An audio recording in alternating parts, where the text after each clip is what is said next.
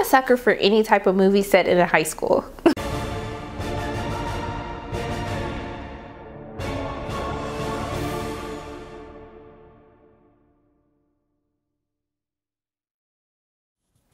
Hey everyone, it's Sharina from Pay Your Weights, and today I'm going to be reviewing Love, Simon, which is directed by Greg Berlanti and is based on a book called Simon versus the Homo Sapiens Agenda, which was written by Becky Albertalli. And I actually had the pleasure of meeting her at the screening of Love, Simon. And, you know, it was pretty cool to tell her how much I love the book, how much I love that this awesome story is being made into a movie. And I kind of asked her what was the inspiration behind her writing this book, and she said it kind of happened after she had her son, who is like 5 now, who basically she was kind of struggling with the idea, like, what would happen if, you know, my son was gay? And so she wanted to create this story to kind of let her kids know, you know, basically like she would love her kid just as much if he was straight or gay, it doesn't matter. And so I thought that was really cool to be able to kind of talk to her about the book and the movie after seeing it.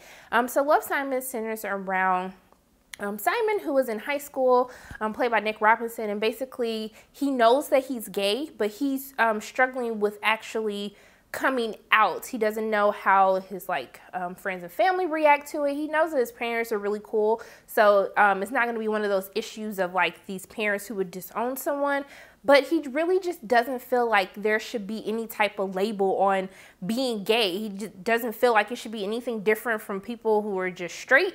And so the conflict of the story kind of centers in when he is emailing this, I guess, email pal, Blue, who is actually another student that goes to his high school. They're both gay, but they don't reveal their identities to one another. So they kind of develop this relationship that leads into feelings and falling in love. And it's so cute to watch them correspond between each other. And you're just trying to figure out, like, okay, who the hell is Blue? Like, you guys need to reveal yourselves so you can just fall in love and be happy forever.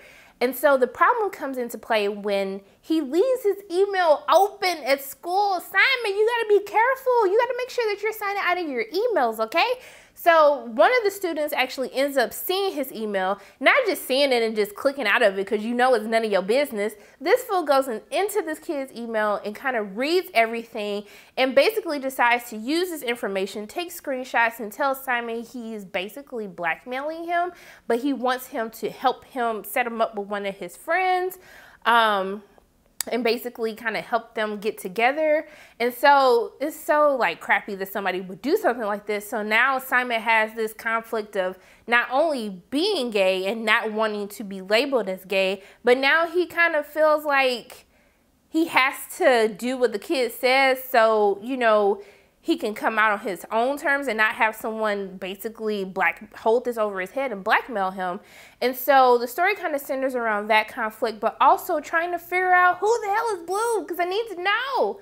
So I really love this film. I read the book before actually going in to see the movie, and it was a very good read. It was a quick read because I enjoyed the book so much. And so I feel like this story is pretty much relevant to the source material. There are subtle differences as far as it's just subtle differences. I don't want to give anything away. You know, I always get caught up on the books. Like, why can't it just be like the book? But I understand we got to make this movie for everybody. I get it. But I really feel like this is a movie that everybody will seriously enjoy. I think it's a movie that's needed to try to help society realize what members of the LGBTQ community deal with and why it shouldn't be this crazy coming out process, you know, because they're normal humans. They just like different people. It's okay. It's not a problem. So I think this movie is very good, especially for your high school students to go to, even middle school. There are some curse words in it, but I don't think it's that big of a deal.